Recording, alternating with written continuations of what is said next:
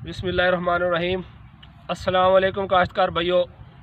काफ़ी दिनों से हमारे किसान दोस्त परेशान हैं गंदम की हालत को मद्देनज़र रखते हुए कि ऊपर से पत्ते पीले हो रहे हैं, जैसा कि आपको यहाँ पर नज़र भी आ रहा है, और बाद जगहों पर नीचे वाले पत्ते जो हैं पीले हो रहे हैं। जैसे ये मैं आपको दिखा रहा हूँ, यहाँ पर देखें, ये सारे पूरे के पूरे पौधे सूख रहे हैं। तो मेरे साथ मेरा सारा फील्ड स्टाफ भी था, तो हमने सोचा कि आज जाके तफसीलन जो है विज़िट करते हैं मुख्तलिफ़ खेतों का। ये आपको दिखा भी रहे हैं, ये सारे खेत जो है पीले आपको पैचेस में नज़र आ रहे हैं। तो उसके बाद आपको बताते हैं कि ये असल मसला है क्या। अच्छा, पहली बात तो ये है कि ये पकड़ना, ये आपको पौधा नज़र आ रहा है, ये हमने उस जगह से निकाला है जहाँ पर बहुत ज़्यादा पानी था, यानी ज़मीन लेवल नहीं थी। काफ़ी दिन हुए पानी लगे को, लेकिन अभी भी वहाँ पर गप मौजूद थी, यानी उंगली से ऐसे लगा गारा हमने बाहर निकाल लिया। तो जब इसको हमने ऐसा से उखेड़ा तो ये फ़ौरन जो है ना ऊपर से उखड़ आया, और इसकी जो जिसे हम कहते हैं फुट, यानी जहाँ से जड़ जो है वो ख़त्म हो रही होती है और तना शुरू हो रहा होता है, तो वो वाला जो कॉलर का रीजन था वो जहाँ से गला हुआ था। अच्छा, ये वैसे है तो नहीं, ज़्यादा कामन तो नहीं है, बहुत कम है। इसे कहते हैं हम फुट राट, यानी कि जो इसका तने का गलाव है ना, उस बीमारी को हम कहते हैं। फुजेरियम के स्पीशी है मुख्तलिफ, ये उसके थ्रू होती है। तो इसके हमें कुछ स्प्रे करने की ज़रूरत नहीं है, ये खुद ब खुद ही ठीक हो जाती है। बस यही है कि आपने पानी ज़्यादा लगाने से इजतनाब करना है, तो उसकी वजह से ये पौधे सूख रहे हैं। ये मेरे पास है पौधा, ये भी, इसका भी यही हालत है। अच्छा, बाज़ लोग ये कहते हैं कि जी हमने देखा कि ये जो स्टेम है, कि ये वाला जो स्टेम है, अगर इसे खोलें तो यहाँ इसकी बेस में, बुनियाद में ना एक सुंडी सी नज़र आती है, जिसे वो कहते हैं ग्रेमिनस, पिंक ग्रेमिनस बोरर, ठीक है ना। तो उस सुंडी का क्या हल है? तो पहली बात तो ये है कि ये 10 लाख पॉपुलेशन चाहिए होती है हमें पौधों की ना, जो ये हम वीट की अगर प्लांट पॉपुलेशन की बात करें, तो अब उस 10 लाख में अगर 150 ऐसे हो भी जाते हैं तो हमें स्प्रे करना वारे नहीं आता, महंगी पड़ेगी, कोई फ़ायदा नहीं होगा स्प्रे करने का। दूसरा, जितने ज़्यादा स्प्रे करेंगे उतना रेजिस्टेंस आती जाती है चीज़ों में, तो उसका भी आपको स्प्रे करने की ज़रूरत नहीं है। जैसे एनवायरमेंटल कंडीशन चेंज होंगी तो वो भी खुद ब खुद ख़त्म हो जाएगी। तो ये जो है ना, बेसिकली वो फुट राट की वजह से जो पूरे पौधे सूख रहे हैं वो इस वजह से है।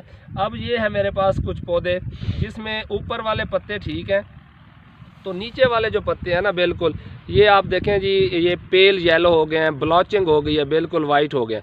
अच्छा, अब कुछ जो पेस्टिसाइड कंपनीज वाले लोग हैं वो काश्तकारों को डरा रहे हैं कि ये सेप्टोरिया लीफ ब्लॉच की बीमारी है, तो आप इसके ऊपर जो है फंजीसाइड का स्प्रे करें।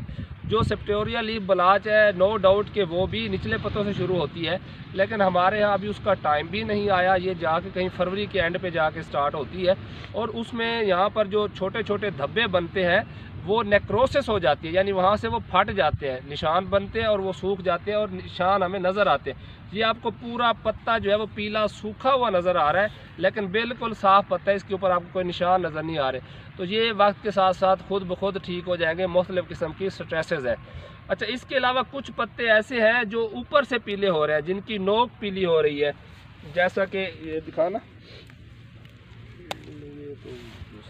हाँ ये देखें जी,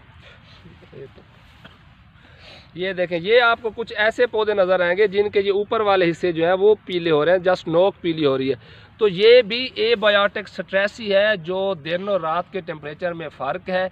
अच्छा, बाद जगहों पर ऐसा होता है कि हमारे काश्तकार जब खाद का छट्टा करते हैं तो आजकल उसके अंदर ना पाउडर सा आ रहा है, तो यूरिया वगैरह का जब छट्टा करते हैं तो पाउडर किसी जगह पर गिर जाता है। अब ये पूरे खेत में तो गिर नहीं सकता, साफ ज़रा ये पूरे खेत में कहीं ना कहीं पर ये नज़र आ रहे हैं।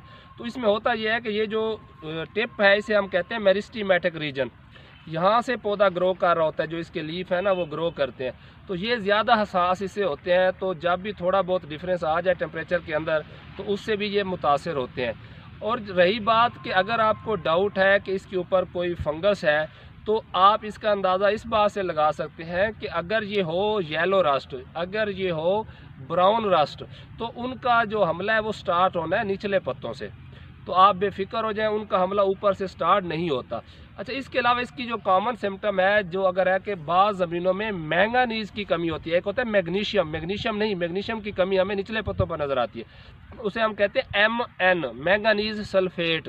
तो अगर ये आपको पंसारी से मिल सकता है, साइंटिफिक स्टोर से मिल सकता है, तो अगर आप 250 से 300 ग्राम मैंगानीज सल्फेट का स्प्रे कर दें तो इंशाल्लाह ये गंदम के जो पत्ते हैं वो ठीक हो जाएंगे।